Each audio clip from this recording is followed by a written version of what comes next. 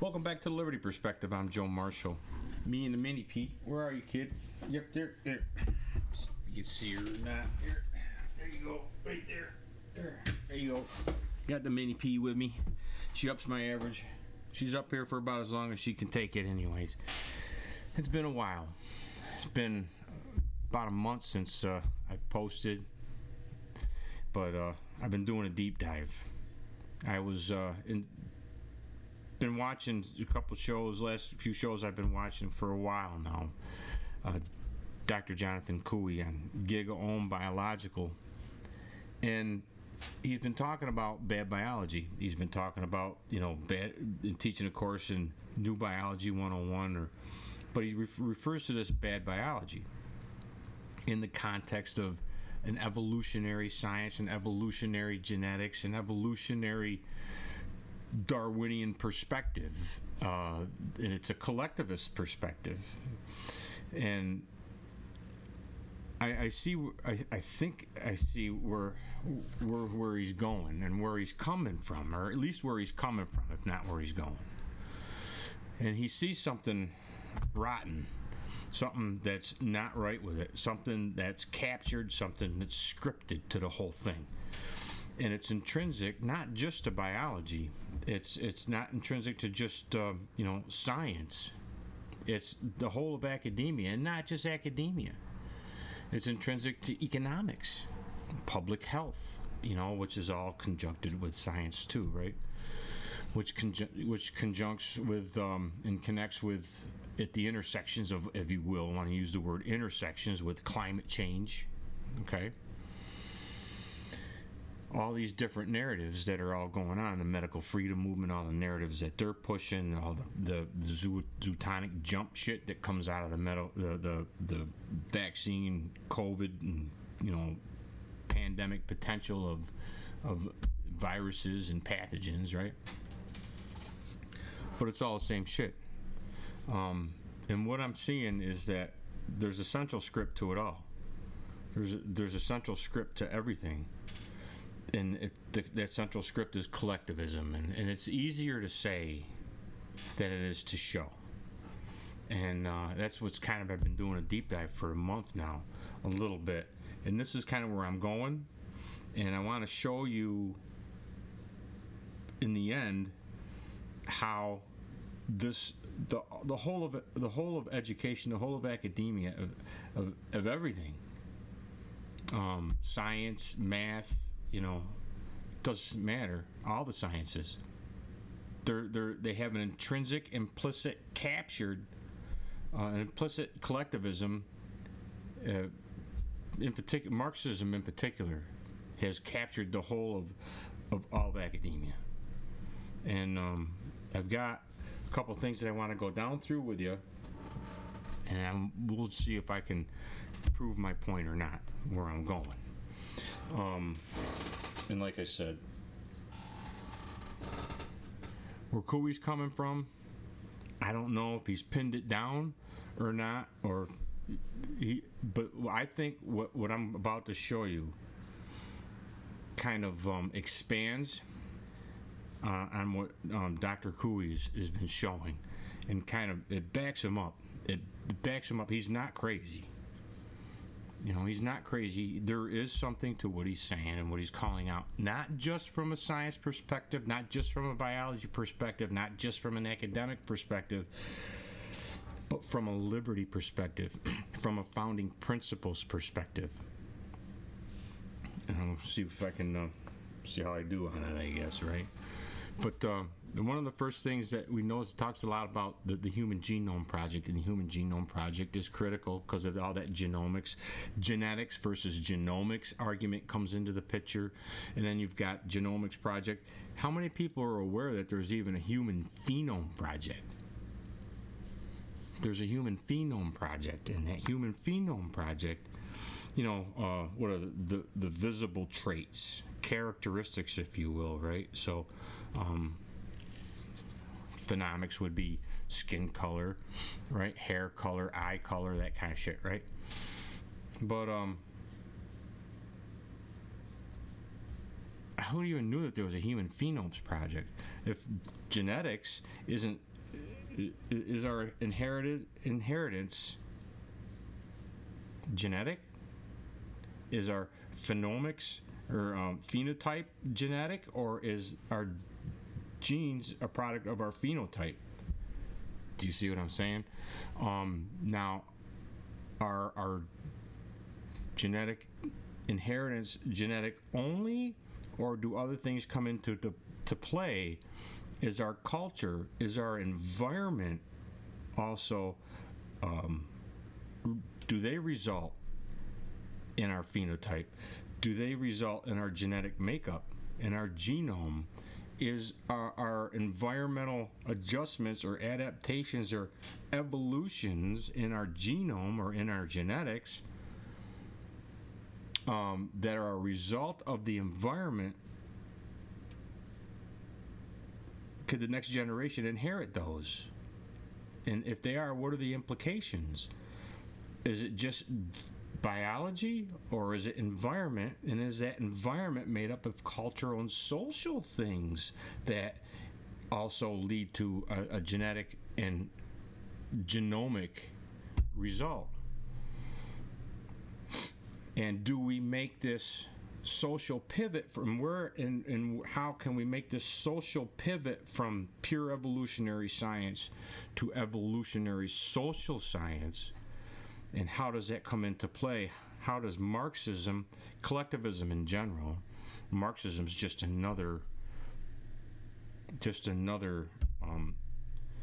branch of collectivism, but it's a popular one.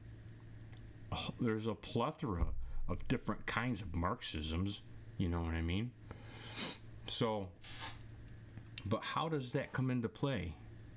When you have an evolution that's not just biological, but it's cultural and social, then you can involve things like biopolitics that refer to the science, if you will, the evolutionary science and the need for social change, which is why Marxism and Marxists have historically, not always, but there's a big science out there where you'll find, and I'm going to go down through some of these things, where Marxists in particular have kind of poo-pooed the biology of genetics because it's too individualistic.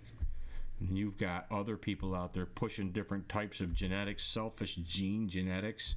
And this is a guy that we're going to be getting into here too, Richard Dawkins. This whole selfish gene thing. You know, but it's just too individualistic. Are the individual genes that we each inherit from, and then individual changes in our physiology? Does evolution go that way, or is that true?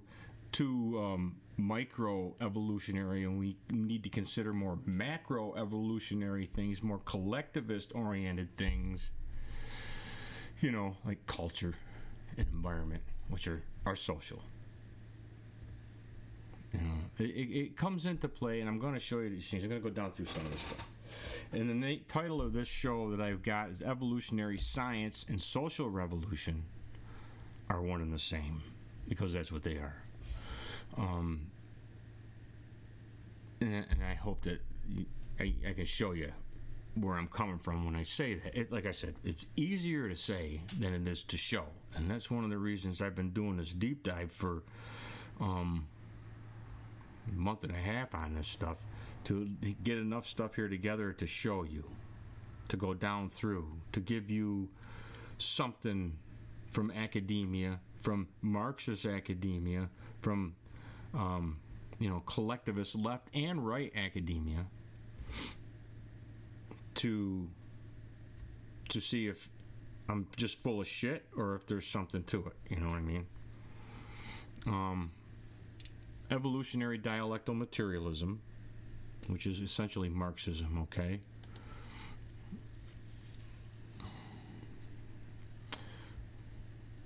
Yeah.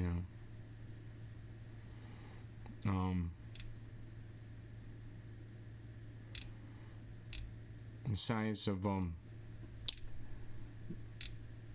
Dialectal materialism. That's kind of Hegelian shit. The dialectal, where the truth isn't here, the truth isn't there, it's in the middle. Truth isn't here, truth isn't there, in the middle. It's not,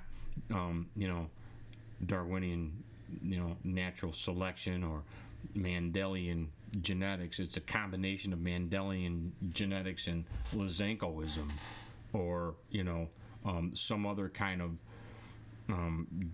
genetics that includes epigenetics, which would be post-genetic, including cultural and the environmental, cultural and social effects on evolution. It's all evolutionary science. It's all evolutionary, whether it's social, cultural, or biological, right? And you got evolutionary dialectal materialism, which is Marxism, versus evolutionary genetic determinism or reductionism, which is more of the genetics alone, without the cultural, social aspect that Marxism would naturally want included into the mix. You know what I'm saying? This is kind of a setup to the broad spectrum of where we're going. And under this genetic determinism, reductionism, let me see what I guess is from the CDC. You got the background of the Human Genome Project, the ongoing collaborative effort to unravel the mysteries of human DNA, has gathered high expectations among scientists and the public. Rapid advances in human genetics, accompanying technologies such as gene chips, have expected to bring about major new developments in medicine and public health. Dr. Francis Collins, director of the National Genome Research Institute, envisions a future where disease prevention and treatment advice are tailored to patients' genotypes, with such advice taking the form of more frequent or earlier medical surveillance, lifestyle or dietary modifications, or targeted drug therapy, individualized medicine, right? Collins and McCusick predict that genetic assessments of individual disease risks and responses to drugs reach mainstream healthcare as soon as the next decade, and this was in 2002. Okay.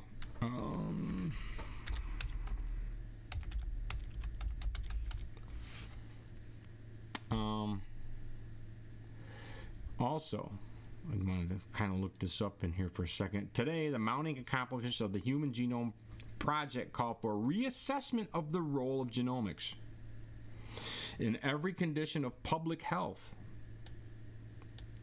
Virtually all human disease results from the interaction between genetic susceptibility factors and the environment, broadly defined to include any exogenous, I'm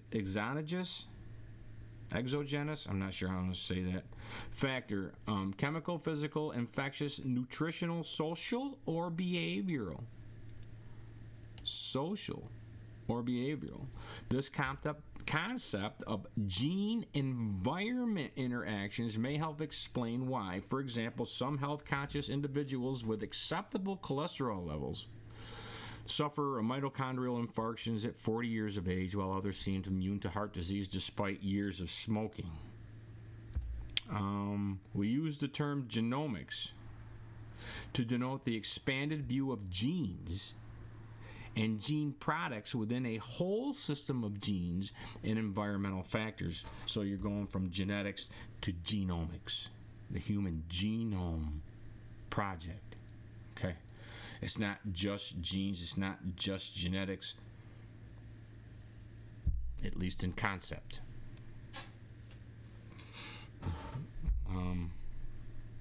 So we've got the purely genetic evolution, Mendelian they call it, Guy Mendel,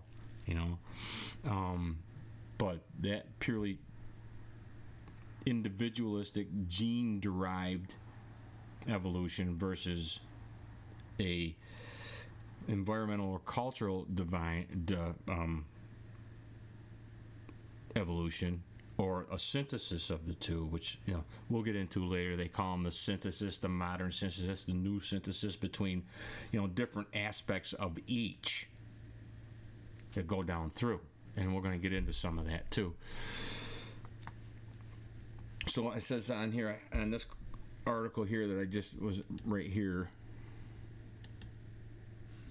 misplaced ideas of genetic determinism. A person's future is defined and fixed by his or her genetic makeup, and genetic reductionism. All traits, health problems, and behaviors are attributed to genetics. That's genetic reductionism or determinism, right? Have significant negative implications for public health, maybe for individual health, but for public health. See what I'm saying? See if we can get maybe one more out of here. I can't do it. It just won't fit there. There. In addition, genetics and its applications in the name of public health bear the historical onus of eugenics. So if we get into the strictly genetic aspects, if we get into the determinist or reductionist aspects, the individualist aspects of genetics, then we're going to associate that with eugenics. And if you read throughout academia, you'll see the same shit. It's basically, it's eugenics, the Nazis.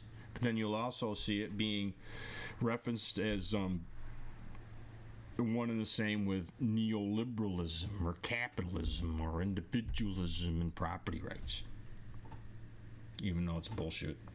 Eugenics being affiliated with our founding principles, it's out there. Understanding evolution, kind of back to the basics, right? Genotype versus phenotype.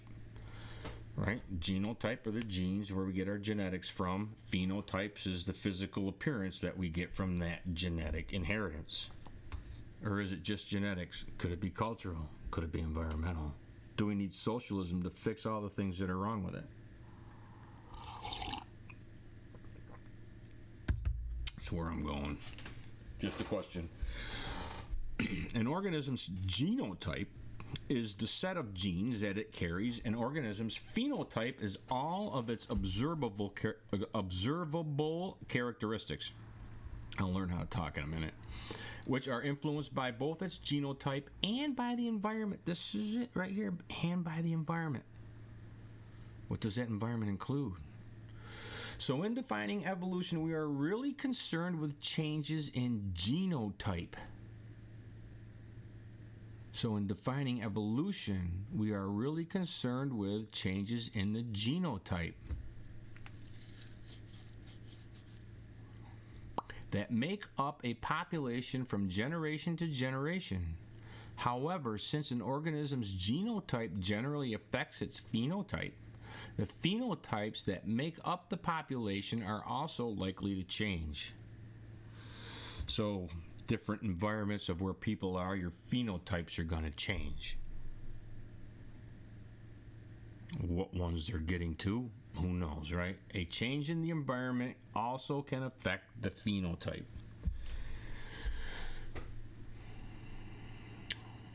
So if it's a social phenotype, is it a social construct or is it an actual genetic inheritance? Is it a genotype, a phenotype, a genomic type? I don't know. All right. Some of the different things that we're going to kind of sift down through, because we thought we had a real simple understanding of how things work in genetics. They got CRISPR, right? So they're going out there and they're changing our DNA, and if it's in your genes, it's in your DNA or whatever, right? They can change that, and they can change the way you look. They can change how smart you are, right? How dumb you are. They can eliminate you if you're mentally retarded, or if you're supposedly have issues, health issues, right? They can do a DNA test on you in the womb, on the baby in the womb, and say, hey, you still want to have this kid or don't? It's where we are. But I just want to. I got this picture here. Plant on a rampage. Evolutionary scientists to the rescue. Solve science puzzles. Save the world. So science is going to save the world. It's science that's going to save the world. Is it science or scientism? Just a question, you know. And that's from Evolution at Berkeley. That's it. Understanding Evolution, Insignia. Yeah. From Berkeley. But biological versus cultural, social, Darwinism, evolution. It's this other thing too, is when we get into the environmental, we get into the cultural, we get into what they refer to as social Darwinism, because Darwinism was natural selection, then it got referred to as survival of the fittest, and then there were other branches of secular Enlightenment doctrine, collectivist doctrine, that branched out, and all of a sudden some people, they said, were justifying the competition, the winners and losers, and so-called class structure, right? The exploitation of capitalism was being justified, and racism at large, scientific racism at large, was being justified by the natural, or the social Darwinism. Okay, they refer to, if it was justifying capitalism or justifying racial racism, or eugenics, as the Nazis used it, or whatever, then it was social Darwinism. But as long as it's not being justified, to not being used to justify those things, then it's just the genomics, the inclusion of culture and environment into our heredity with the genes. So it's really not even two different sides of the same coin. It's really just the same bunch of change in your pocket. You know what I mean? Kind of a deal. But you go down through academia and academic papers, and they'll tell you just how much of a difference there is between those things, and how detrimental and racist, social Darwinism is. Pro-capitalist social Darwinism is, and it's still Darwinism, it's still evolutionary, premise upon which all Marxism is premised. The greater part of the Enlightenment is premised. All the philosophies are premised. And then you mix in with the dialectal of Marx and Hegel into that, and where the truth isn't here, the truth isn't there, it's in the middle, the truth isn't here. And then once you get to that middle, the truth can't be there anymore, because it's got to have it's got to be in the middle between that and whatever other truths are doing. So the synthesis between the two syntheses that are now the thesis and the antithesis, no truth can be found there. You have to go to the middle. Then you have to go to the middle. The truth becomes unobtainable on all levels of all things. It's the anti-truth. The dialectal is, the abyss of the dialectal is the anti-truth. It's where all truth goes to be it's the volcano. Throw it into the volcano. All truth goes to die a most certain death. It becomes unobtainable in the abyss of the dialectal. It's the anti-God. God, if you read scripture, I'm not just saying, but scripture just coincidentally says, Jesus said, I am the truth, right? If it's anti-truth, it's not anti-Christ. Or if it's anti-truth, is it not anti-Christ? So you have the dialectal of these atheists, if not, what do they call them?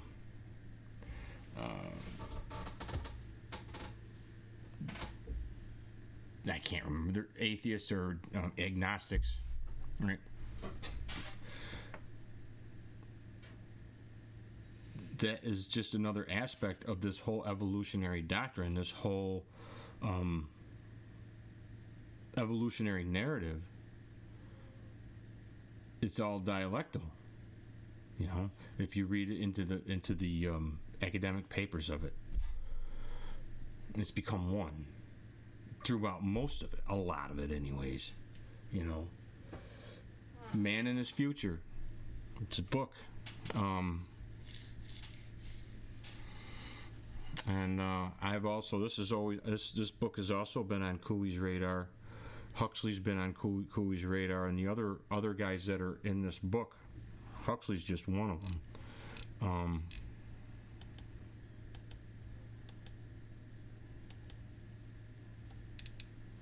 Huxley's just one of them, right? Well, we've got here, I don't know if you can see this here.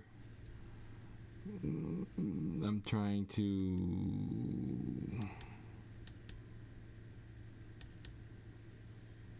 It's not making any sense.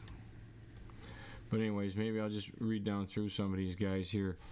It's got Julian Huxley, Colin Clark, Brock, Gregory Pincus, Alan Parks. It's got a guy by the name of Coons, Arthur Glickson, a few other ones in here. Kaprowski, Hillary Kaprowski on here, Alice Comfort, Herman J. Mueller, you know, Joshua Lederberg. These are guys that are on Cooey's radar. They're on Mark Kulak's radar over at Housatonic. So this stuff kind of it ties in. It ties in, you know. I don't think it's a coincidence. I think we see the same alien here, coming at it from different angles maybe, but I think we see the same alien. But from a liberty perspective, this is where I'm coming from. I think, if anything, it bolsters the biological observations of Dr. Jonathan Cooey and of Mark Kulak too at Housatonic. And it's not a thing that was set out to do. It's just a thing that I've seen this collectivism at work, and I've been looking at this collectivism at work, this world socialism at work, and its infiltration into every aspect of every part of our life. I've been for a couple decades now. I mean, I wrote this book in 2015. You know, Last Call for Liberty, I wrote it in 2015, and I had 10 years into that of work and researching into that just to write that book. And it's been 10 years since then. So at least 20 years that I've been looking into this shit. And when I start talking about this stuff, this is what I see based on all that research that I've been doing and the work that I've put out there. It's consistent. It's wholly consistent with what I've been working on from a liberty perspective for 20 years. But anyways, how you doing, Pete? Pete's relaxing down there. I hope you're getting something out of this. You know, it's a big bite. It's a big bite, and I don't know if we're going to be able to put it out there in a way that you can understand what I'm trying to explain to you. We'll see if it works or not, I guess. In that Future of Man, Huxley has a introduction part to it, and evolution can be defined as a natural process.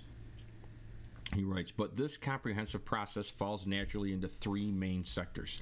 The first is the inorganic or cosmic sector, operating by physical or simple chemical interactions, and resulting in the evolution of elements, nebulous, stars, and planetary systems. The second is the organic or biological sector, operating by automatic natural selection, superimposed on physiochemical interaction and resulting in the evolution of plant and animal organisms.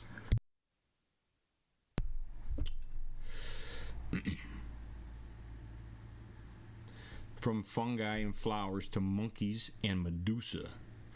The third is the human or psychosocial sector, operating by mind-accompanied psychosocial pressure superposed upon natural selection and resulting in human societies. That's the social pivot. That's the origins of the social pivot right there. I've heard Dr. Jonathan Cooey refer to the social pivot in passing, maybe, just in passing, but I heard it, I caught it. That missing link, if you will, between the actual fraudulent biology that we're all been been intravenously fed since kindergarten, right? For not just this generation, for a number of generations now, since the 20s, as we'll see, as I'm going to get into, since the early 1900s, maybe even late 1800s, but really getting into it in the 1920s and 30s and 40s is when they started mainlining that shit into every aspect of our education. John Dewey's pedagogic creed and progressive education, right? Humanist manifesto and the manifestations of humanist, collectivist, Marxist doctrine into everything that we're being taught as kids. It's crazy. The script. It's the script. This is the script. The second, the third is the human or psychosocial sector resulting in human societies. In psychosocial evolution, the early idea system based on magic and witchcraft became subordinate to the new theological and metaphysical dominant system of medieval Christianity. As Brett Weinstein argues, I see some of them shows where Brett Weinstein, he's out there arguing against the new, what do you call them, the new atheists? The new atheists movement, the militant atheist movement, Richard Dawkins again, right? Just being one of them. But that's his whole argument there is, they want to get rid of Christianity. We got to get rid of religions. We got to get rid of Christianity, right? Because it's detrimental to our society. And Brett Weinstein's like, come on. We got to give them, we can't be too hostile. We got to understand that these people are going through this just because it's an evolutionary natural thing. It's part of evolution that they believe in God. It's a part of evolution that they think they have a soul. It's part of evolution. So we got to give them that grace that eventually they'll evolve out of that. Where Dawkins and the new militant atheism, right? Dawkins and the new militant atheists. And Brett Weinstein's out there talking like this, like it's his own freaking idea. It ain't his concept. It's an old concept, and it ain't his idea. The early idealism based on magic and witchcraft became subordinate to the new theological and metaphysical dominant system of. So basically, magic and witchcraft they evolve from that into Christianity and a belief in a in one God, right? Monotheism, and then which in turn has largely superseded by the scientific idea system. So they'll eventually evolve out of that into science. And again, that's a Comtean. That goes back to Auguste Comte again, and he had that 3 stages as positivism, where they had 3 stages of human societal evolution from basically essentially the same shit, right? 3 evolutionary phases. But Brett Weinstein, he's out there talking about in these things like it's his idea, it's his concept, like he came up with it. Freaking come up with it. Okay, but so which in turn has become largely superseded by scientific idea system, which is Comtean. Again, not Huxley talked about it, and before Huxley, freaking Comte was saying the same shit. He's the guy who came up with the whole thing about sociology. He's the guy who came up with altruism, or at least coined the term, right? Today it looks as if a new dominant idea system is in the process of being born, a system that I will call evolutionary humanism. Humanism, just another collectivism, a scientific humanism. Huxley wrote about this same scientific evolutionary humanism in his UNESCO, it's Purpose and Philosophy, or Philosophy and Purpose, back in 1946, I think, right? Yeah, he wrote about the same shit in his Philosophy and Purpose of UNESCO. Marx said humanism. Marx said where humanism is the abolishment of God. Marxism or communism is the abolishment of private property, or some shit like that. I can't remember exactly, but something similar. Basically, you know, they've got a lot more in common. They're basically the same thing, just with some different aspects. They're collectivism, okay? The here and now. They're atheist. They're collectivist. They're scientific. All right. Thus, per this philosophy, this socially constructed, secular, scientific, evolutionary, humanist atheism is the most evolved state of humanity. It's the most evolved state of humanity, according to this doctrine. But I guess transhumanism would be next. Harari would, and his whole thing through the World Economic Forum about where they want to take evolution next, fix all the things that nature got wrong, or God forbid God got wrong, right? But it's not, it's not just a social construct. Humanist atheism is the most evolved state of humanity. But it's not just a social construct like race. Race isn't genetic. It isn't genetic.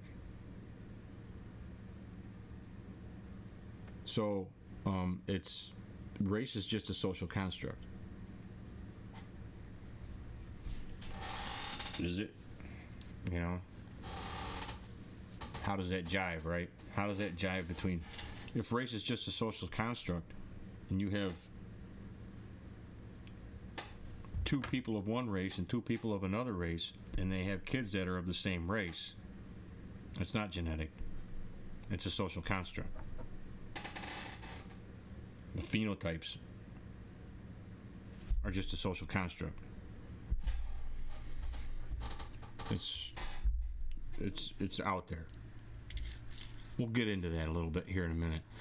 We must also make the world at large aware that the whole future of mankind is endangered. If present trends continue unchecked, sound familiar? Man will become the cancer of the planet instead of the guide and director of its further evolution. The guide and director of its further evolution, being that we are the most evolved species or race on the planet, it is thereby our responsibility to protect all the future evolution that's going to come out of the biodiversity of the planet. It's our responsibility to preserve, protect, defend, above and beyond our own cause. It becomes our preeminent freaking mission of humanity, is to direct and further the evolution of the biodiversity, and then of our own future evolution as well, right? Directors. We become our own God, right? Why not? Using AI electronic health records, Delphi techniques to determine World-Socialism's social determinants of health as a computable phenotype in population health. Got this article here. Again, using AI, electronic health records, Delphi techniques. Does anybody know what a Delphi technique? I'm pretty sure most people probably know what a Delphi techniques is. But Delphi techniques, just real quick, they're a military-grade psychological manipulation tactic that they put people in a room and they break them up into different groups, and then they put you at different tables or whatever. I've seen this shit in action. When I was pushing against Central, they were pushing for about 20 years ago. All the towns, villages, and probably in your state too, wherever you are, you probably noticed the same shit. 20 years ago, each village, each town, each county, and regional areas of the states didn't have central planning committees, didn't have sustainable development central planning committees or central plans. They were pushed through sustainable development, and big effort was for Forever Green at the time, or Save Our Farmland from urban sprawl and all that shit, right? They wanted to protect the farmland. And what we got to do is central planning committees. All these, the villages and cities have to have one. The counties have to have one. The towns have to have one. The counties have to have one. Then they break up the counties like groups of 5 or 6 or whatever. You have a regional plan that oversees all. It overrides our republic. All the elected officials, our legislative bodies at each local level, that we elect, that are the people's representatives, through the central steering committees, central steering plans, and central steering committees that oversee them, that are stakeholder operated. There's who knows, 20, 30, 40 stakeholders from the community, unelected, they're appointed, that determine within what boundaries and limitations our elected officials are allowed to operate and, allowed to legislate.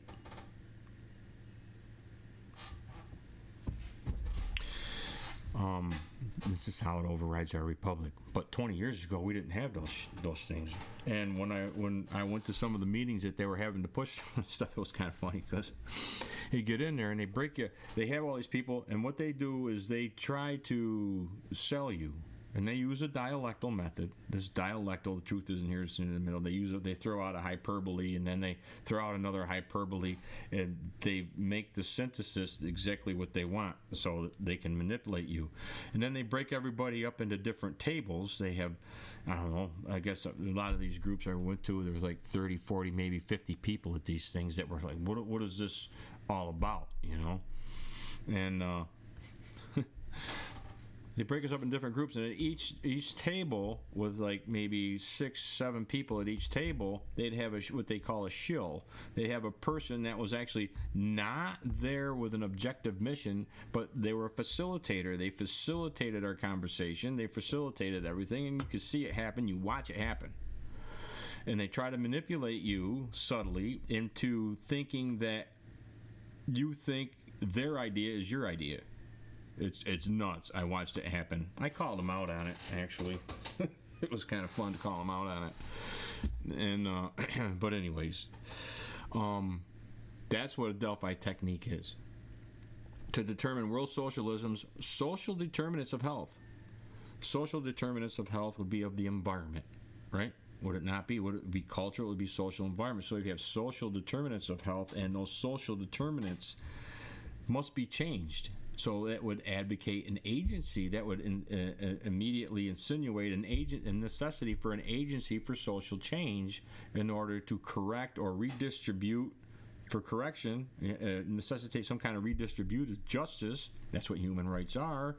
That's what the sustainable development goals are, the redistributive justice to remedy the social determinants of health or ill health.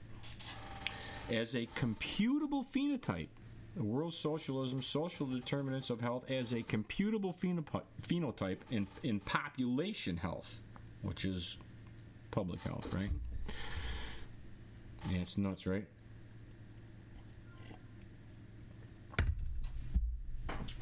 Peace still hanging in there. But anyways, development and validation of the computable social phenotypes for health-related social needs open access. I got some of these names in here. This came out in 2025. Okay, this is this right here from Oxford.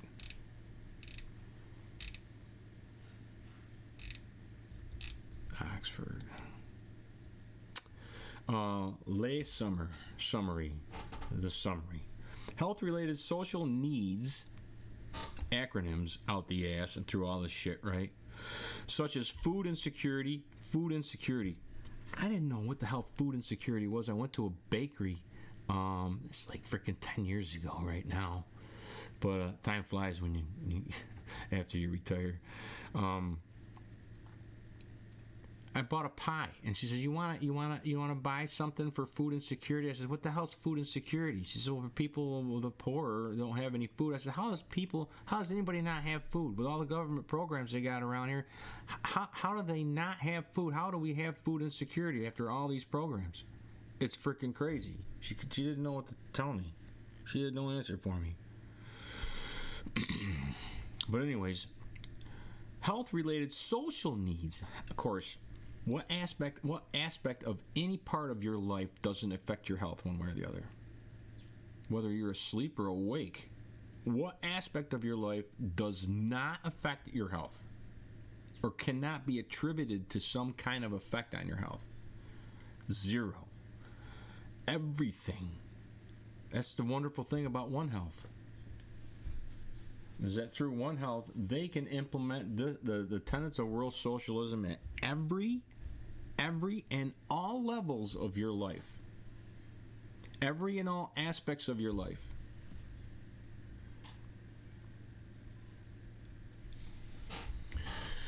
Yeah, and it's based scientifically through this whole evolutionary Darwinian same Darwinian evolutionary shit that we have with genetics and genomics and biology and sciences and all the sciences through sociology, because it's Comte's sociology, the same sociology that they're teaching today that puts sociology, the social, as the queen of all science, through which the planners, central planners, get to filter all the knowledge from all the different sciences so that they can prioritize it according to the needs of the planners for the future evolution of society towards the ultimate end of a single global human organism. Right? With one queen or panel of planners or table of planners. I'm not making this shit up.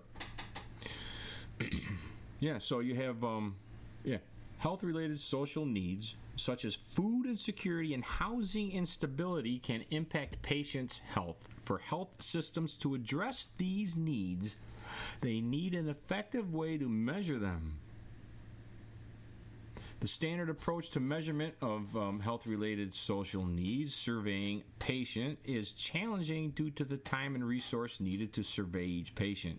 Toward an alternative approach, we sought to determine if patient information from their electronic health records could serve as a computable phenotype. So there's your computable phenotype, is your electronic health records. A representation of patient characteristics using data that is combined into a set of features and logical expressions. Using data, a representation of patient characteristics using data that is combined into a set of features and logical expressions. Is that what sociology does? To identify patients with health-related social needs. A human-defined rule-based approach and a machine learning approach, AI. We found that the computable phenotypes, the ones they get from their electronic records, in the current study were poor to fair accurately identifying in the current study were poor to fair at accurately identifying patients with the health-related social needs, and that the phenotype performance was poorer for patients who were non-white or Hispanic. So now we get into the critical theory aspect of things. Future work could seek to improve the computable phenotypes by including additional data, such as clinical notes. So now they want more data. You know? But anyways, I got this one. The socio-behavioral phenotype. So now they only have a genetic phenotype. Now we got a socio-behavioral genotype. Can you see the social pivot? I mean, the slow motion social pivot that we're going there? Applying a precision medicine framework to social determinants of health. Like I said, it's easy to see, or easy to say that I see this. It was very hard to, and it took time anyways, to look and see what was out there on these subjects. And it's one of the reasons why it's taken me so long to prep for this show. I'm still not really ready for this show, and it probably never would be really ready, but I gotta cut it off somewhere, right? But anyways, socio-behavior, it's this article right here before we get into it even too much more.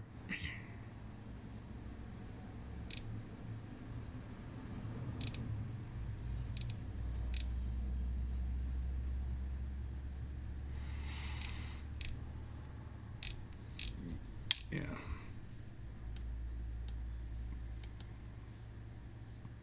Socio-behavioral phenotypes, are actionable risk profiles based on empirically derived social, economic, and behavioral factors that, if applied appropriately, can help healthcare organizations address social determinants of health.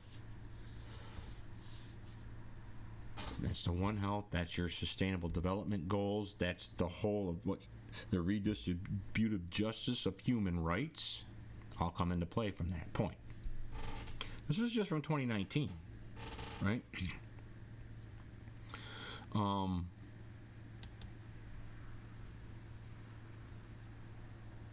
The socio-behavioral phenotype applying a precision medicine framework to social determinants of health.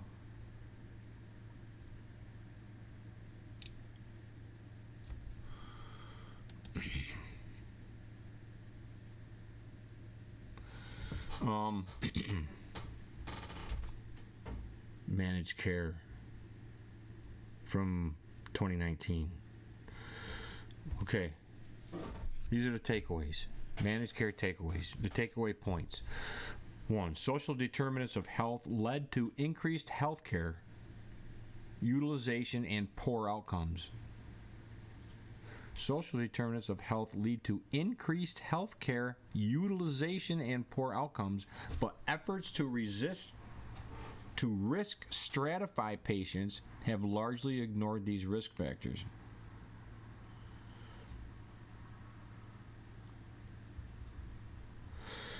Advanced analytics applied to electronic health records and primary survey collection can reveal distinct phenotypes of individuals with actionable socio-behavioral contributions to health. So your phenotype can contribute to actionable socio-behavioral contributors to health. What are actionable? They require agency?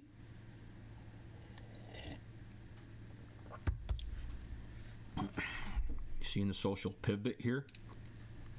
Healthcare organizations can target these socio-behavioral phenotypes with evidence-based interventions.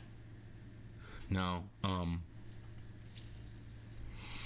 evidence-based anything, evidence-based policy, evidence-based interventions. You have evidence-based medicine. Evidence-based medicine, from what I'm told or what I read from doctors or whatever, or people that are out there in medicine, is that what I've come across is that evidence-based medicine basically sets up a hierarchy of processes through which, studies and experiments or whatever are done. The hierarchy of processes. What process is the most scientific? Which process is the least scientific? Modeling being like the end, and double-blind, whatever. Double-blind anonymous tests or whatever being like at the top, right? But there's the thing is, whatever that hierarchy is, the thing is that there's a hierarchy established of what is the best, most scientific way to do things.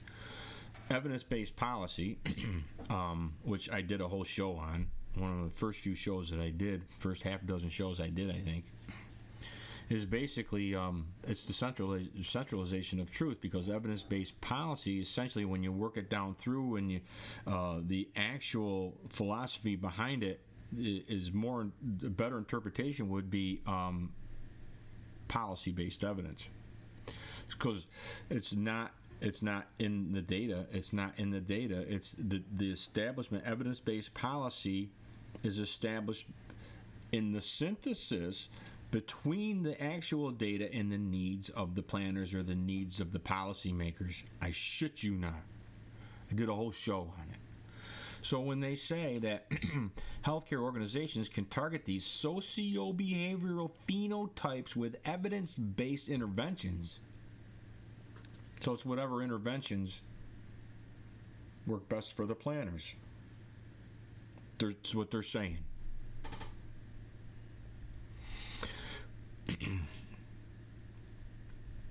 That's what I hear him saying there. We propose a research agenda to identify, validate, and apply socio-behavioral phenotypes in healthcare.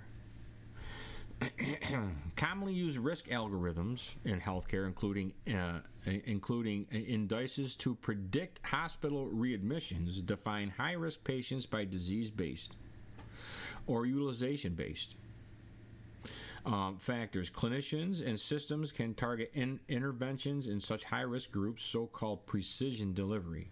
However, current programs that target high-risk individuals,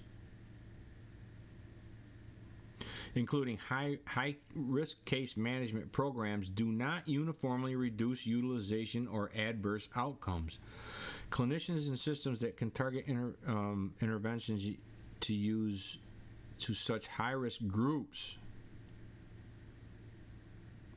versus targeting the individual, that target high-risk individuals,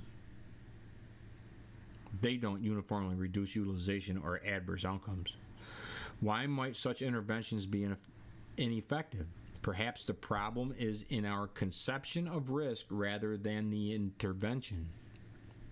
An individual's health phenotype has far-reaching connections with social, behavioral, and environmental factors. Critical theory, right out of critical theory, right out of collectivist doctrine, straight out of freaking Marxist doctrine right there.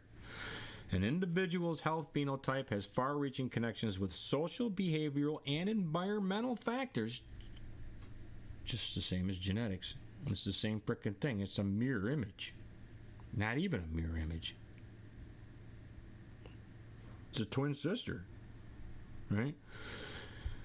Such as housing inability and food insecurity.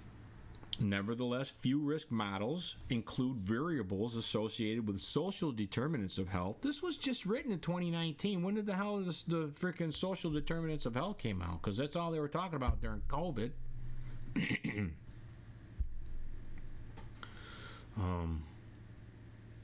Right? Such as income level or educational attainment, and traditional risk models often identify such individuals when it is too late to intervene upon socioeconomic risk factors. So now we've got the socio-behavioral, now we've got socioeconomic risk factors of health.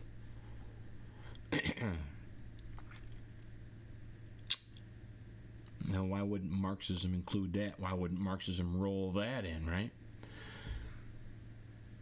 This is the script. The central script to all of this is the same collectivism is primarily Marxism, Marxist collectivism. To complete risk stratification models based on clinical severity, we introduce socio-behavioral phenotype, actionable risk profiles based on empirically derived social, economic, and behavioral determinants of health. There you go.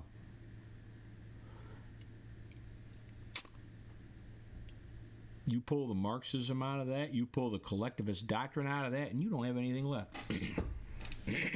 You won't have anything left. Nothing left there.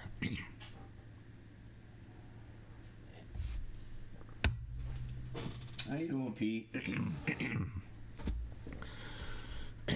From the National Institute of Minority Health and Health Disparities. Phoenix Toolkit. This is the Phoenix Social Determinants of Health Assessments Coalition. This is right. I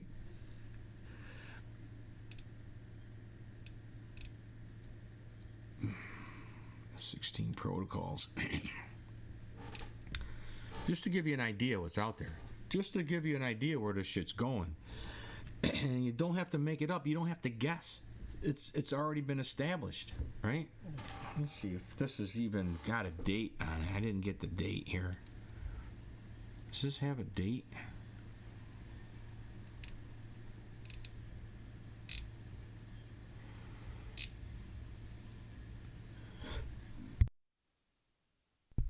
I don't see a date, sorry.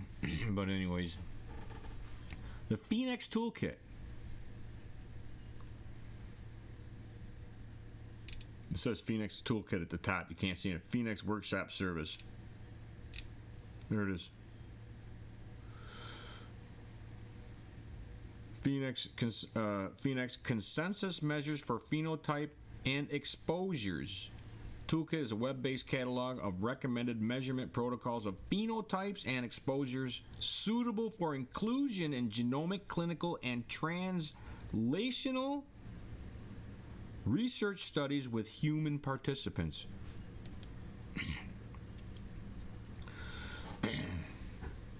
Okay. It says it measures phenotypes and exposures, provides recommended standard data collection protocols for conducting biomedical research. The toolkit provides detailed protocols for collecting data and tools to help investigators incorporate these protocols into their studies. Using protocols from the Phoenix Toolkit facilitates cross-study analysis at the intersections, potentially increasing the scientific impact of individual studies. Potentially increasing the scientific impact of individual studies. The protocols are, find out where everything's going at the intersections. The protocols are selected by working groups of domain experts using a consensus process, which includes the scientific community. Well, they're going to keep it objective, right? In 2020 and 2021,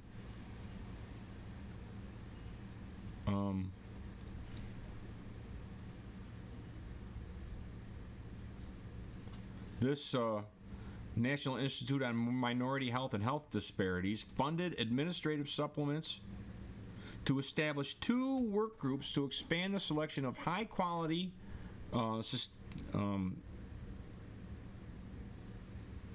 social determinants of health is what I think that is. Standard measures. Each working group includes scientists with relevant expertise from the community and was led by a team of this National Institute. Basically, there's your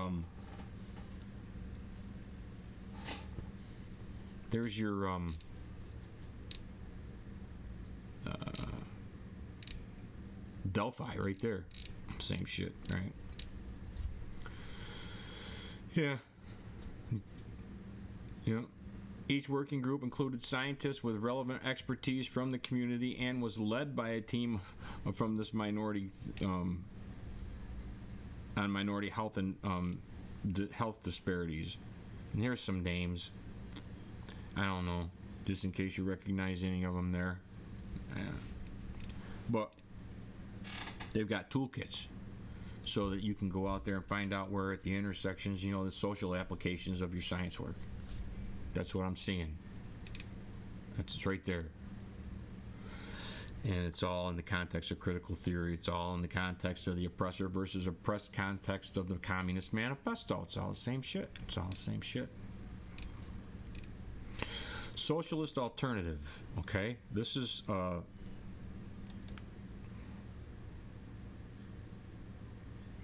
Marxism and Science, the Legacy of Richard Lewontin. Lewontin? I'm not sure exactly how they say it. Okay. Marxism and Science, the Legacy of Richard Lewontin. This just came out in 2021. It's not like something, they're pushing this shit now. I mean, stuff's been around for a while, but they're really pushing this shit now. I mean, this stuff's been around since the late 1800s, being infiltrated into our education and being infiltrated into our sciences since, into the mindset of the American people since the late 1800s. Well, the progressive era, they've been doing it probably since, 200 years now. 200 years they've been doing it, but they're still doing it. This is it. The evolutionary geneticist, Richard Lewontin, passed away in July. Lewontin was a pioneer in applications of mathematical techniques and molecular biology, to population genetics and evolutionary theory. Research he carried out with J.L. Hubby on the genetic variation in the fruit fly, helped kick off the field of molecular evolution. So this guy, who we're going to find out is a Marxist who worked to weave Marxism into science. He wasn't just doing science, he was injecting Marxism into the science. But I'll get to that.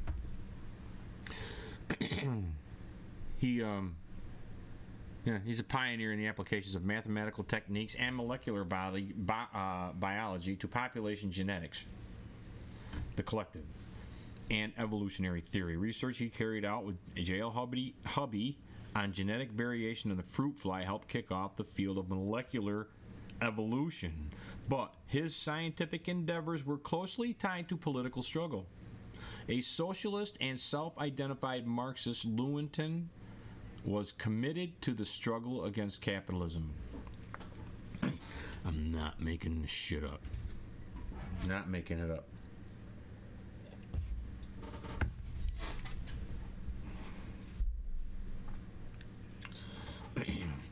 In all wars, racism, and sexism that accompany it. That wars, racism, and sexism, and other things that accompany it, I'll get into that a little bit more too. This often put him into direct conflict with a scientific establishment eager to justify those ills.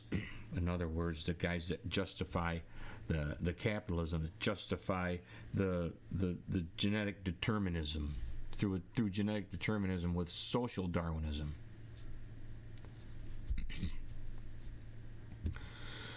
His early political activism included a trip to Little Rock, Arkansas in 1964 alongside astrophysicist Carl Sagan, who was a student of Joseph Mueller, Hermann Joseph Mueller, as Housatonic, Mark Kulak. This guy's been on his radar too, and then right in here, Sagan.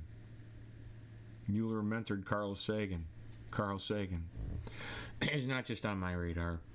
He's on Kulak's radar. He's on frickin' Cooey's radar. And those two guys, I don't know. I've been doing this and trying to talk to people and show people what's been going on here with this stuff for 15, 20 years.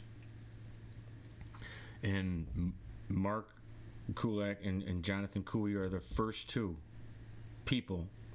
other people that I've come across that are, or at least appear to be possibly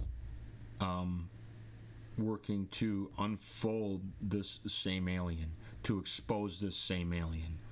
So maybe this worked. Maybe I hope they get something out of it. If it helps them out, maybe I don't know. That's what I'm hoping anyway. But they're the only two other guys in all the time that I've been doing this. That's why, I don't know.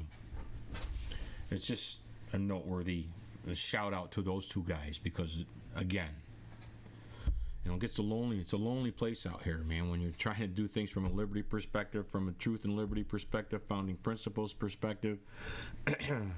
And there's no place for our founding principles in the republic. There's no safe space for that now anywhere. Politics is the last place you're going to have anybody even give an ear to our founding principles, unless it's to subvert it. So,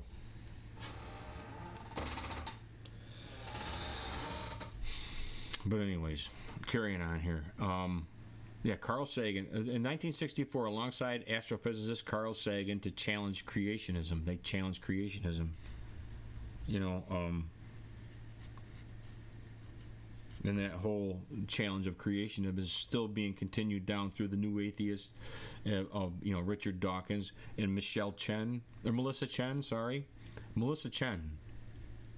We'll be getting into her a little bit, maybe not in this show, but in one of the upcoming shows. I got a video I want to kind of do a study hall on, and basically the first 2 minutes of her speaking in that is what had a lot to do with me freaking diving into this freaking shit for the past freaking month, because she says so much in the first 2 minutes of that freaking video that I had to stop the video and do research, and then do research, and it's just crazy. It's exponentially freaking gone into rabbit hole after rabbit hole from there, just to see if there was a way out. Once you go in, is there a way out or not? Not all rabbit holes are bad or conspiracy. Some rabbit holes are necessary. It's just whether you want to bother wasting the trip and time. I don't think this is a waste. If there's anybody out there that still gives a shit about any of this, it's an important correlation between science and social science, and that's what Marxism and the whole collectivist world socialist revolution is. It's infiltrated everything, every aspect of everything, and it's important. This is the reason why I'm doing it anyways. I hope you get something out of it. But as American society was rocked by the political upheavals in the 1960s and 70s, Lewontin threw himself into the movement. He fought against the Vietnam War and provided assistance to the Black Panthers.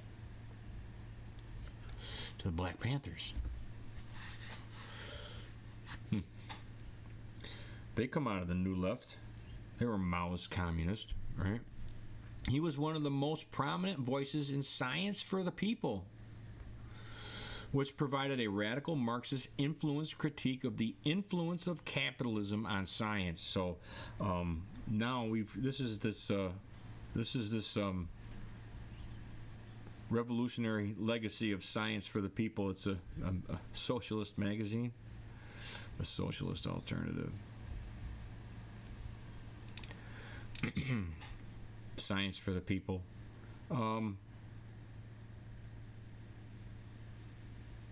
Which provided a radical Marxist influence critique of the influence of capital. Like where I'm saying that everything is under the influence of Marxism, they're saying that science was under the influence of capitalism. You see what I'm saying? It's like the mirror, the other side of the mirror. Marxism was, he's always coming out. From the beginning came out against capitalism, right? And capitalism that he came out against was free enterprise, free market capitalism. I don't know how much of it was even emphasized on corporate capitalism or the fascism of public-private partnerships. But a lot of people get fused. They hear capitalism, well, Marx came up with the word capitalism, man, so it's probably bad. Well, he was referring to free enterprise or free market capitalism as capitalism then. You still think you ought to destroy it just because Marx he came up with the word capitalism to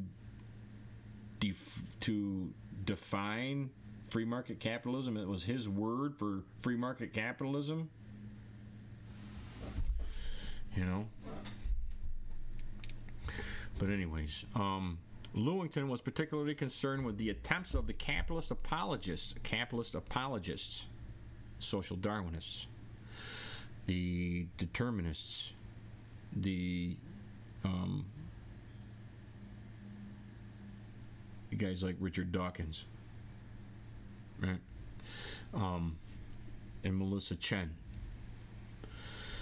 Lewington was particularly concerned with the attempts of the capitalist apologists to use his own field of expertise, genetics, to justify the status quo. Armed with biological expertise and a dialectal materialist, Marxist, environmental social determinist,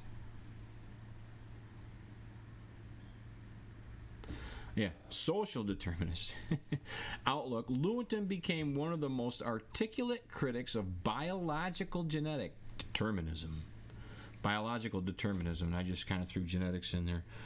Biological or genetic determinism is too individualist. One of the arguments against it. But this dialectal materialist, aka the underlying Marxist justification of both social revolution and humanity as the world's greatest evolutionary force. But I got this down here. Science for the people. Science for the people. Look at it. Ringing the Liberty Bell with a communist power fist ringing the Liberty Bell. Anybody else see the problem with that?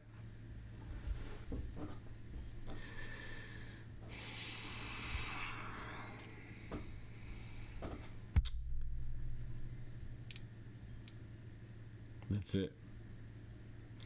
Richard Lewington, Dialectal Materialism, the relationship between evolutionary biology and Marxism. This is November 2021.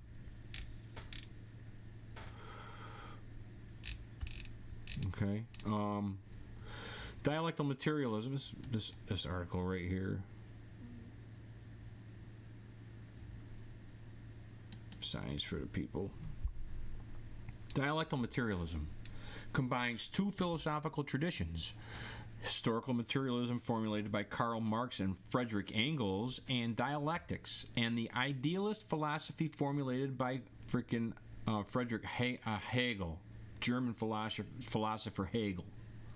Marx and Engels rejected Hegel's idealism, but incorporated his dialectical philosophy into their historical materialist theory of how societies change. Go from genetics to how societies change. Dialectal materialism reminds us that history is contingent and influenced by integral conditions and contradictions within societies. What do they call that? The dynamics, statics and dynamics, right? Yeah. This philosophy can help us recognize humans as active agents capable of shaping our future, and realize that fossil capital must be abolished, and that workers and citizens must take control and socialize finance and the means of production. Ultimately, we should develop a democratically and centrally planned economy that is organized along scientific principles and in an environmentally sustainable way. Holy shit.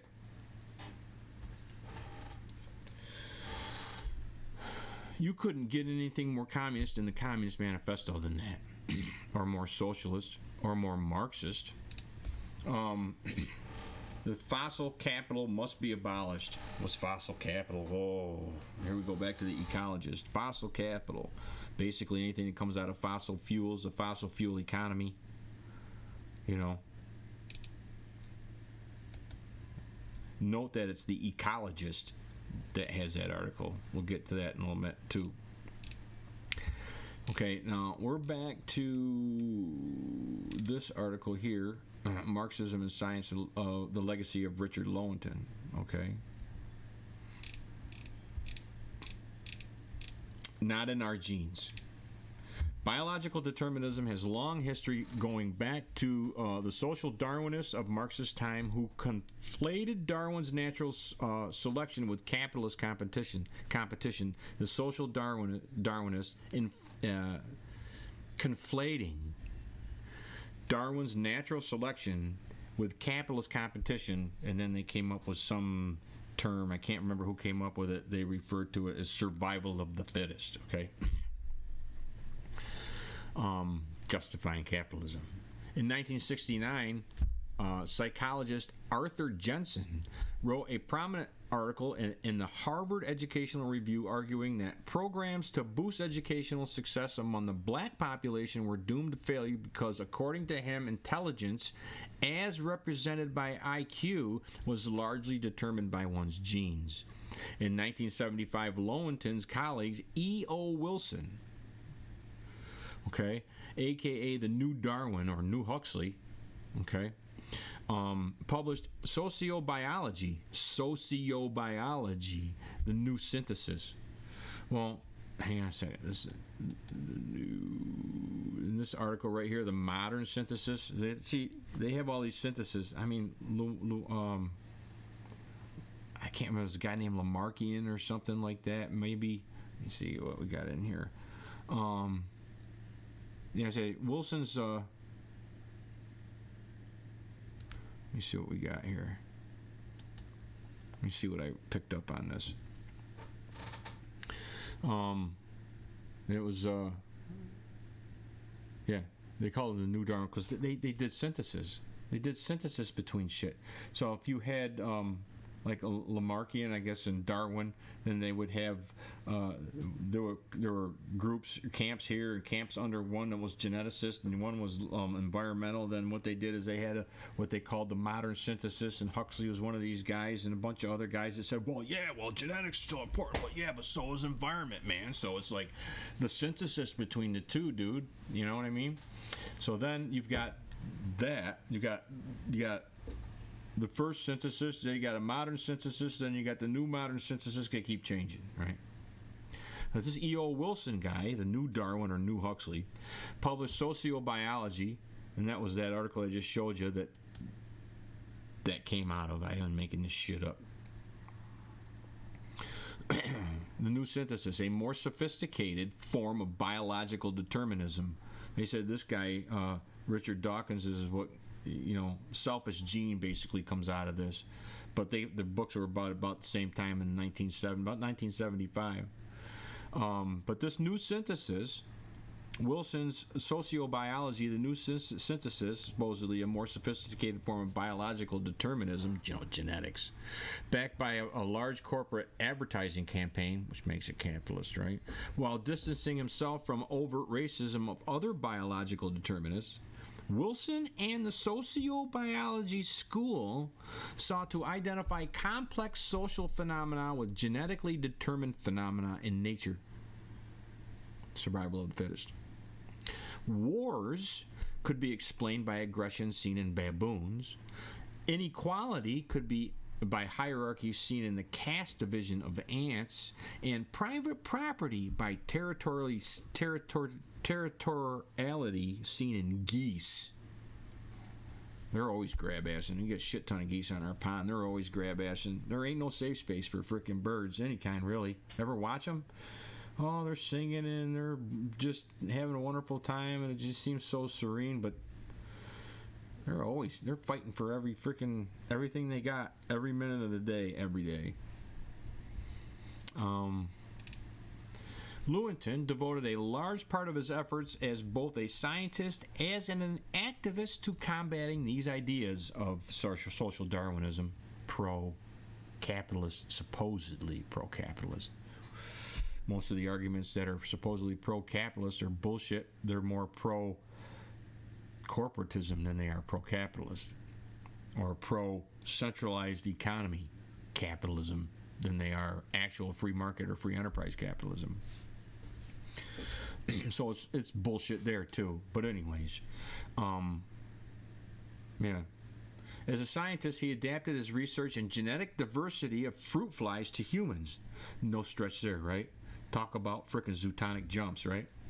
This resulted in a landmark 1972 paper, the apportionment of human diversity, published in Evolutionary Biology, which found that 80 to 85%, okay, this is going to come up again, 80 to 85% of genetic diversity occurred within supposed racial groups.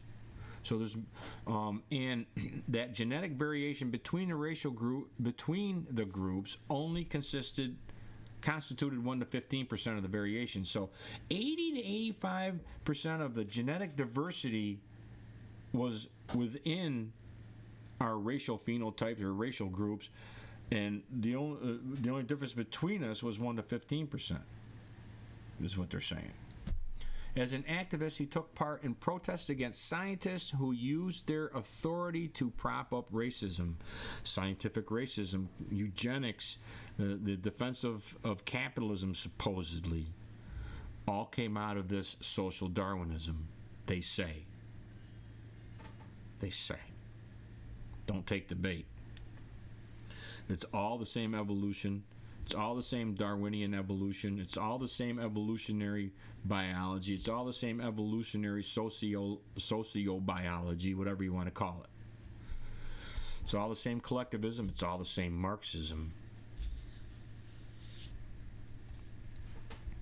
Well, they're not all Marxists. But you've got a Marxism in the environmental genotype versus the more more collectivist, still collectivist, but not collectivist enough.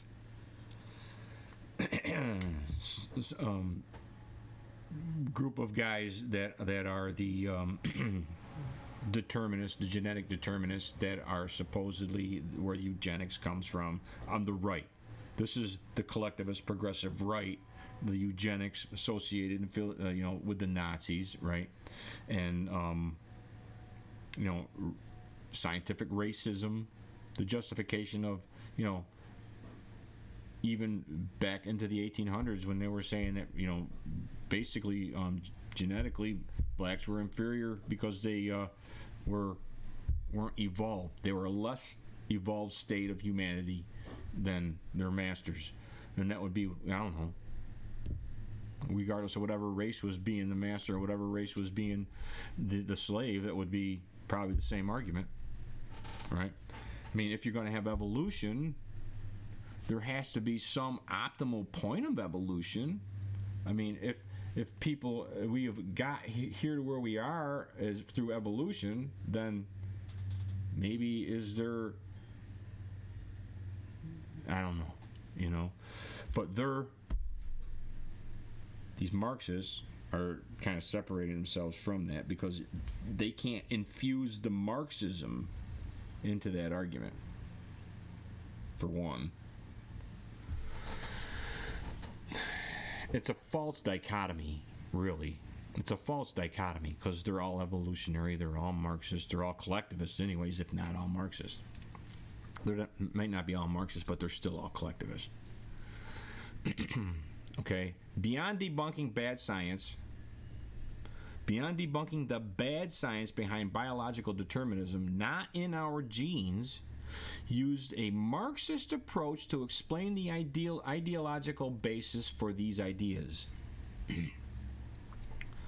The Marxist approach to explain the ideological basis for these ideas. Capitalism is, on the one hand, a stratified hierarchical society with massive inequality and class divisions.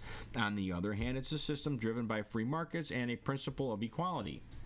Biological determinism is an attempt to reconcile these divisions and other synthesis to claim that free markets simply source people into their natural hierarchies. See what I'm saying? Apologists for capitalism, like Richard Dawkins and Steven Pinker, attacked Lewontin for allegedly smuggling politics for allegedly smuggling politics into science. But Lewontin clarified that politics,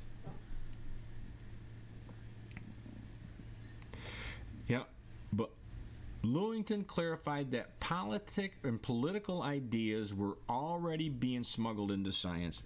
They've already been being smuggled into science. I'm not the only one that sees it. These guys are saying, these guys that are doing what I'm saying they're doing are saying they're doing what I'm saying they're doing. Yeah.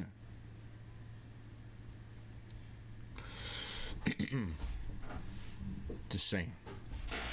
See Lewontin's and Levin's biology under influence and Hotez and man's science under siege. Now, this whole freaking thing about, oh, come on, no, you're infusing politics into science. The science is being captured by your politics, and it's unscientific, and this is unscientific, and pseudoscience and faux science. It's nothing new. You know, that's why I'm saying right here, we're going to get into this just a little bit here. I'm going to touch on this. This Lewontin and a guy by the name of Levin's, they wrote a book, Biology Under the Influence, and Hotez and Mans, this freaking, what is that? The hockey stick dude, right? The hockey stick dude. You talk about two guys drunk on Kool-Aid. Holy shit. Cut them off, man. If they were at a bar, they'd have to be cut off for being too juiced on juice, man. But they just wrote a book together called Science Under Siege. It's just a repeat of this, repeat and rinse shit of this same tactic that's been going on down through the collectivist narrative, the script. It's all part of the same shit script. That's what I'm saying. Now I got this thing called the triple helix. You got DNA with a double helix. You got the triple helix. I don't know if anybody's heard of the triple helix. Lewontin often compared the struggle against biological determinism, social Darwinism, with putting out fires periodically. A new intellectual, Wilson, Dawkins, Pinker, etc., would come up with a new set of bad arguments that would have to be debunked. None of these guys, Wilson, Dawkins, Pinker, none of these guys are defending our founding principles. They're all collectivists. They're all atheists, new atheists, militant atheists. They're not pro-founding principles in any way, shape, or form.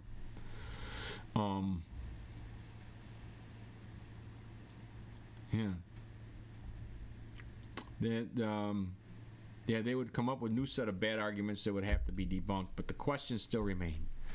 If biological determinism is wrong, then what is right? This is where Lewontin's dialectical materialist approach got to shine. In outlining an alternative to biological determinism, Lewontin also had to challenge unscientific and anti-scientific ideas on the left. See what I'm saying? All part of the script. Not just against two collectivisms, but between two different collectivisms that are still on the left collectivism. Not between left collectivism and right collectivism, but between different strands of the collectivist web on the left as well. Same script, same shit. In outlining an alternative to biological determinism, Lewontin also had to challenge unscientific and anti-scientific ideas on the left. The Maoist melee of the New Left, I don't know if that's how they pronounce it, but that's what I'm just going to say. The Maoist melee of the New Left, that's right out of the 1960s. Black Panthers were part of the Maoist New Left, as was the Weather Underground part of the Maoist New Left. The LaRoche Pact came out of, for Lyndon LaRoche and all them guys came out of the New Left. As did others. The whole neocons. The neoconservatives all came out of the New Left. And that's the neocon, the Trotskyist, communist, ex-leftist, new leftist. They're part of the right now too, the Republicans, right? The conservatives. Our political right and left have been so so infused with each other that, you know, we still think that there's a lot of people out there that still think that there's a difference between a Democrat and a Republican. And there is, to the same way that there's a difference between the dialectical determinism of social Darwinists, guys like Dawkins, and actual Marxists like, you know, Lewontin here, right? But in the end, they're all the same collectivism. In the end, when you boil it all down to brass tacks, it's all the same collectivism that's targeted our republic and our founding principles for destruction. This targeted our individual rights and liberty for destruction. Our natural, endowed by our Creator, unalienable rights and liberty for destruction.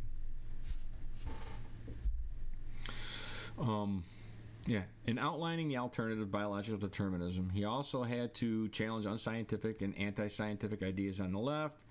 The Black Panthers of the New Left, or the Maoist melee of the New Left, was one of the last holdouts for Lysenkoism.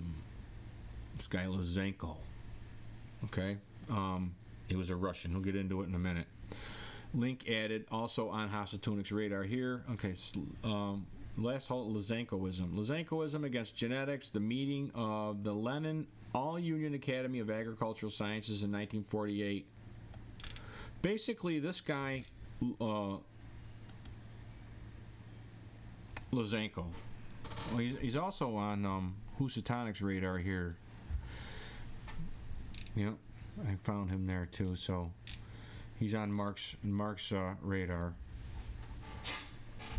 Guy Lysenko, in short, okay, he's was a Russian Marxist that Stalin basically made him the state, and his theory of environmental-based theory. I don't know exactly what it is offhand, but let me see.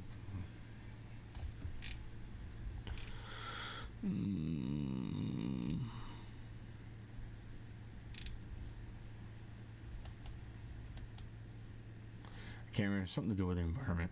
I don't know what, or it wasn't genetic, it was cellular or some shit like that. I can't remember exactly. But the point being, he became the official Soviet geneticist, and all the genetics that were official Soviet under Stalin, he basically made it illegal for geneticists, you know, from genes. He made the study of genes and genetics from genes and DNA, right? He made that illegal. Made it illegal in Russia. So it's actually a quintessential example of where Marxist genetics leads to in history, right? But anyways, a discredited, now they're saying that he was discredited Stalinist caricature of Marxism, okay, that denied the legitimacy of genetics altogether. Within the environmental movement, New Age ideas developed, such as James Lovelock's Gaia theory. The Gaia theory is the evolutionary Teilhard-inspired context through which to understand and justify postmodern collectivist global warming narratives. Gaia theory, Pierre Teilhard Chardin, and the visionary Jesuit who bridged science and religion. Bridging science and religion. We're bridging science and culture, science and social. Teilhard bridged science and religion. There was a lot of pastors and priests and whatnot that were involved in this.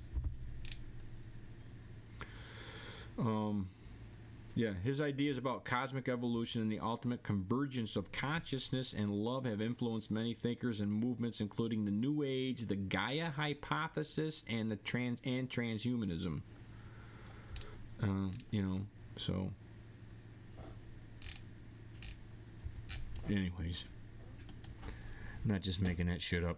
I mean, other people have seen the same thing. I don't know. But anyways.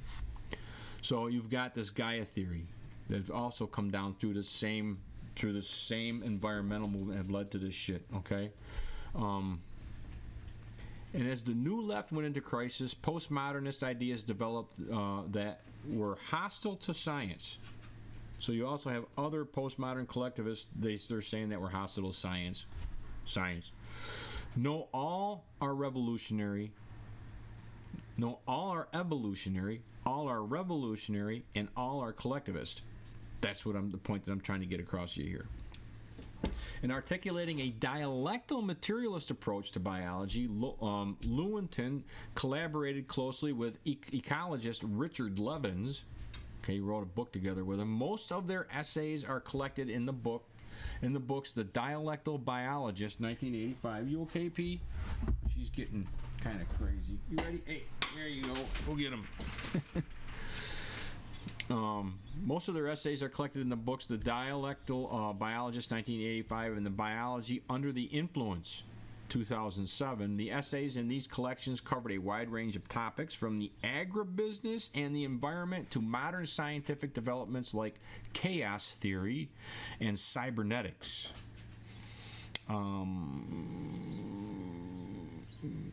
Cybernetics. Cybernetics is the new left inspiration for L. Ron Hubbard's Scientology from the Dianetics. So from cybernetics to L. Ron Hubbard's and Scientology's Dianetics.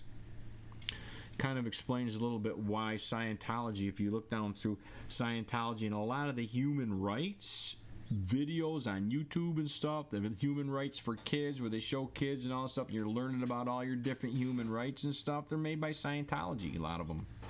Yeah. Crazy, right? Lewontin on his own outlined a positive dialectical approach to genetics in his short book, The Triple Helix: Gene, Organism, and Environment. You didn't know DNA had a triple helix, did you? Holy shit. All right. I said, this triple helix, this triple helix is no mere synthesis. It's a trinthesis, man. We've got a trinthesis. It's crazy, right? And this another book here, Lysenko Rising. All right. I've got these Lysenkoism. I got this star here, a 2-star here, a 3-star here, and I want to touch on this Lysenkoism a little bit. Okay, Lysenko Rising, ScienceDirect.com.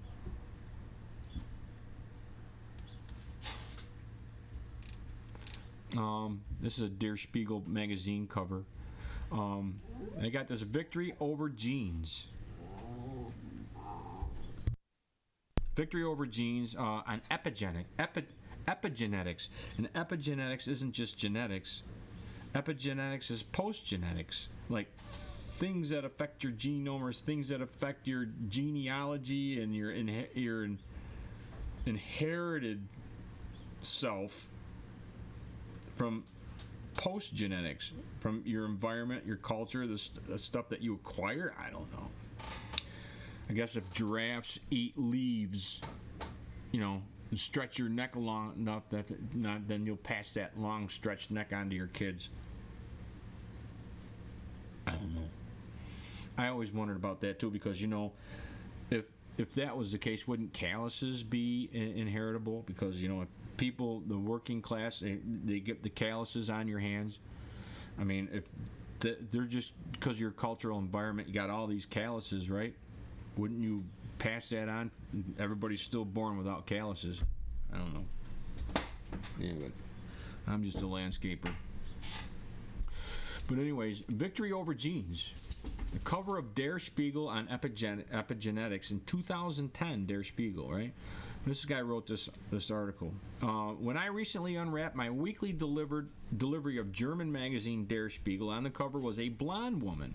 It is German, after all, rising from the computer-generated ocean. Around her naked breasts, it is Europe. The water was spiraling in the shape of a double helix, as you can see, right? The headline read, "The Victory Over the Genes. Smarter, healthier, happier, how we can outwit our genome." Inside was a 10-page spread about epigenetics. This link to AI is epigenetics. Is original. That wasn't just some German oddity. Newsweek had last year a similar cover story touting a revolution in biology in gonzo journalism style. Rollover Mendel, Watson, and Crick, direct geneticists, I guess. They are so your old man's version of DNA. Likewise, the New York Times is in tune as a news piece last year celebrated the role of the epigenome in controlling which genes on or off. Nor is the hype of confined to the popular press, as recent editorial in Nature also noted that genome sequences within and across species were too similar to be able to explain the diversity of life, or race for that matter. It was instead clear that epigenetics, those changes to gene expressions caused by chemical modification of DNA and its associated proteins.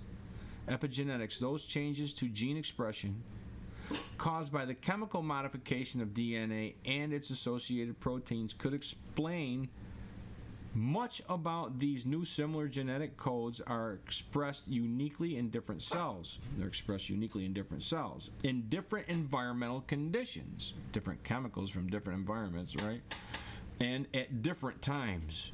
The term epigenetics itself is fraught with misunderstandings. Initially coined by the geneticist C.H. Waddington, that's another name, as the, quote, the branch of biology which studies the causal interactions between genes and their products which bring the phenotype into being. What you mean, Reed? Come here, kid. Look at piece of food. I'm sorry. There you go, kid. We're almost done here. I'm going to wrap it up here in a second, Pete. But anyways, I'm getting to a point that I want to wrap this up for this show, and then I'll continue it in a minute. Where were we?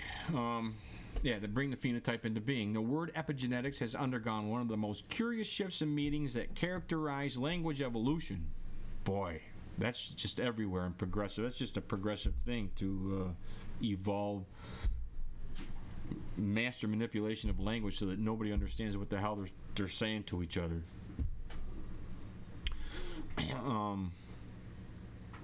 Nowadays, as evidence in the above quoted Nature editorial, epigenetics is often used to flatly refer to chemical modifications of DNA itself. The article itself was mainly concerned with listing examples supporting the notion that genes aren't everything, as coincidentally any good Marxist doctrine would also want to emphasize. To be fair, there are some fascinating instances of heritable phenotypes. Coarsely viewed, the contrast between nature and natural evolution, which is nature genetics, and nurture epigenetics, they're saying nature, nurture, genetic, epigenetic argument, mirrors the fault lines of left versus right within collectivism. In the political spectrum, the right believes that people are inherently good or bad, while the left believes in the power of the environment. Loosely based on Marx's being determines consciousness.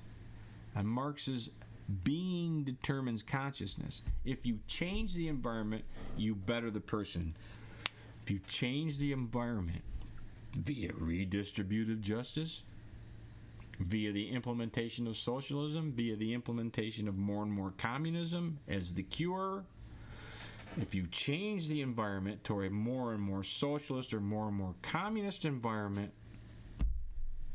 then you better the person, you better the collective, you better the population, you better the race. While this is a worthwhile debate to lead into political terms, to be led into political terms as soon as biology is invoked as a witness for either standpoint, the trouble usually begins. Of course, things get even worse when politics begin to dominate science. This is all coming from within the philosophy that is doing exactly both those things, right? Yeah. As with the infamous case of Trofim Lysenko, Stalin's top biologist whose aggressive denial of the genetic theory of inheritance developed by Mendel and Morgan, they say, and many others did not only obstruct the progress of Russian biology for decades, but also possibly cost countless lives because faulty agricultural policies were based on it. This is what they're saying. This whole thing about Stalin making this the official Soviet biology, right? That's what they did. So now they discredit the guy. They discredit everything about it. Oh, that was just Stalin. That wasn't real Marxist biology. That wasn't real Marxist genetics. Because faulty agricultural policies were based on it. In line with Marxist doctrine, for Lysenko, the environment was the crucial determinant of the essence of things. This is what I'm saying. In line with Marxist doctrine, for Lysenko, the outcast now, right? The environment was the crucial determinant of the essence of things, and he flatly rejected the idea that genes even existed.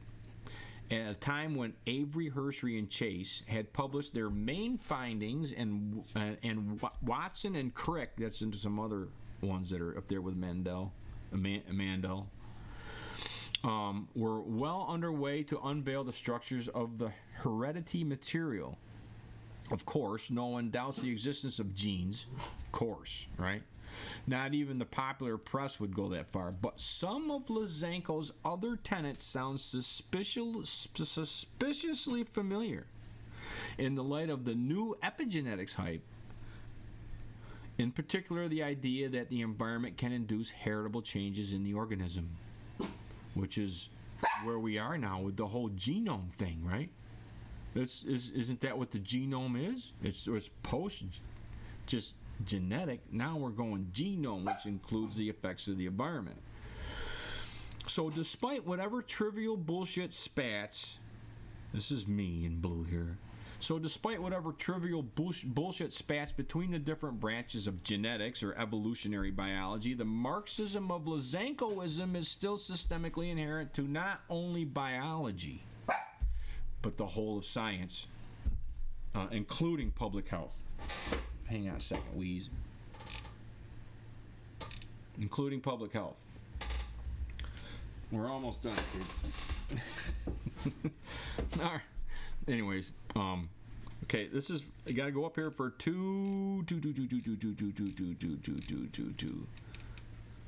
Richard Levins, the guy is his co-author, Lowenton's co-author in that book. Let me see, I got right here, okay, from that Lowenton's link, which was right here. Okay, Dialectical Legacy of Richard Owens. This is for another socialist alternative article. Okay, the ecologist Richard Levins served as the head of the Human Ecology program at the Harvard School of Public Health. He was also blacklisted under McCarthyism in the 1950s and in the 1960s, faced FBI harassment for his activism with the Puerto Rican left. For Levin, science and politics were inseparable. Science and politics are inseparable. He's the guy that wrote the books, Science Under the Influence. Is that the name of that freaking book? Yeah, Biology Under the Influence. Yeah, that's the guy who wrote that. And he's saying science and politics are inseparable. Okay? The Marxist that wrote that book. Levins was best known for reintroducing a Marxist dialectical approach to science, operating on the tradition of Frederick Engels' writings on nature, which were based on the nature of evolution, right? Levins was part of a new generation of scientists, including Richard Lewontin, Stephen Jay Gould, and Stephen Rose, who sought to consciously apply Marxist dialectal materialist methods to serious scientific research. I'm not making this shit up. In 1985, Levins and Lewington wrote The Dialectical Biologist, which put forth dialectical approaches to evolution, genetics, ecology, and a number of other fields. The two continued to collaborate after leading to a follow-up book, Biology Under the Influence. Reading these books will not only accept in reading these books, you will not only accept the validity of dialectal materialism, which is Marxism. You will wonder how anybody could be so thick-headed as to think otherwise. It's intrinsic to the thought process of academia. It's intrinsic to the thought process of science, of biology, of evolutionary biology, of sociobiology, psychosociobiology. It's all one and the same. It's the central narrative through it all. This collectivism is the central narrative through all of it, and that's why I kind of got on here that this is Cooey's bad biology. This is Cooey's bad biology. This is the social pivot which he was talking about, from science to social. But it's always been a social to society. It goes both ways. It's a pivot that goes both ways. Hang on, P. She's kind of pissed at me right now. This is the overarching central script to everything. This is kind of where it was easy for me to see it, based on all the research that I've been doing for 20 years. But it's taken me a month and a half to research enough just to give you an idea. This is just scratching the surface. But it's just, I'm not making this shit up. This is what it is. And it's the overarching central script, not only biology or science, but the whole of academia and education. And it's not just in education. It's not just in public health. It's in economics, too, right? It's in our laws now. It's in our whole legal system now. I've done shows on how this whole mindset has trickled into our courtrooms, and how our judges and lawyers are perceiving things from this human rights perspective of the same collectivism, of the same redistributive justice Marxism. Marxist collectivism, if not Marxism outright. Exposing the centralized, otherwise covert collectivist script. P? One more. You get one more. Then, yeah, hold on a second. Exposing the centralized, otherwise covert collectivist script. The implicit bias, if you will, inherent not only to genetics,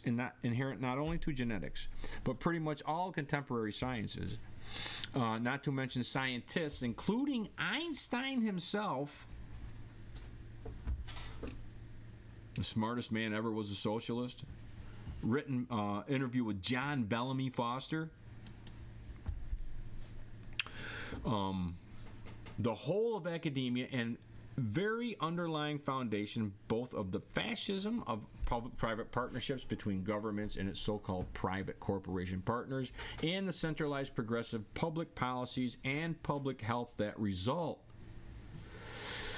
See also both the dialectal ecologist Richard Levins and the science and praxis of human nature and metabolism, John Bellamy Foster. We're going to get into that. This is where I'm going to end this show here today.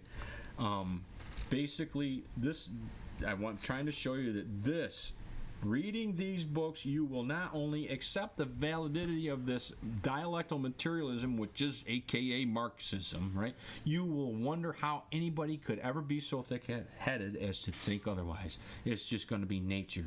It's going to be, as Gramsci put it, the freedom that you have.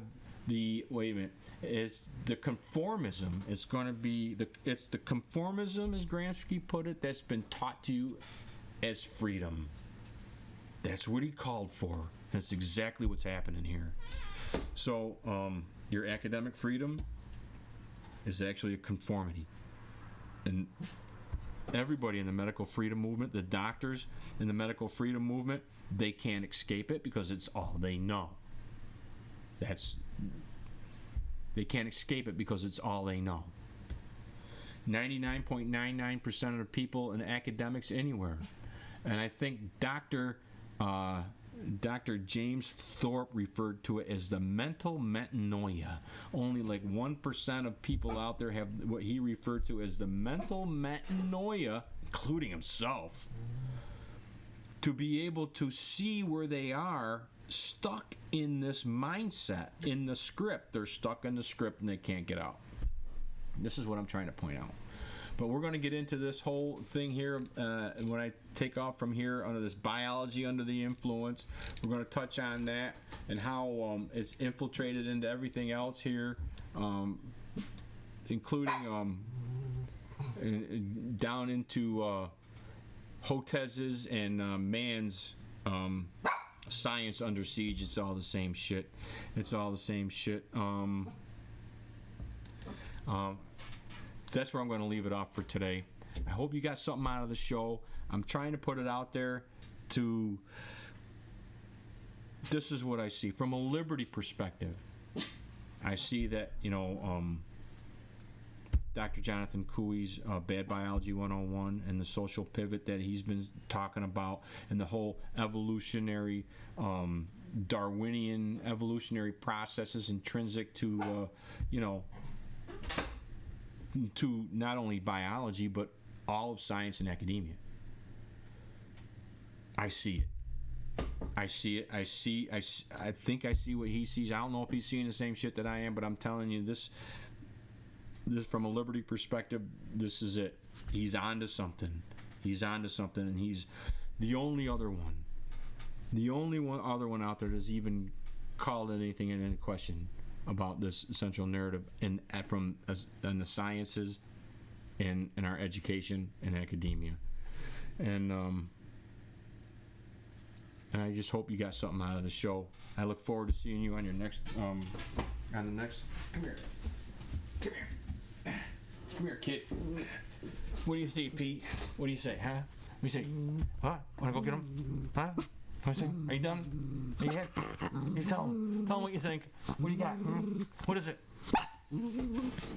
She's a good girl. We gotta go. We're gonna go for a walk. Thanks a lot. Thanks for stopping by the Liberty Perspective. We'll see you again soon. I hope you got something out of it. Thanks again. Bye.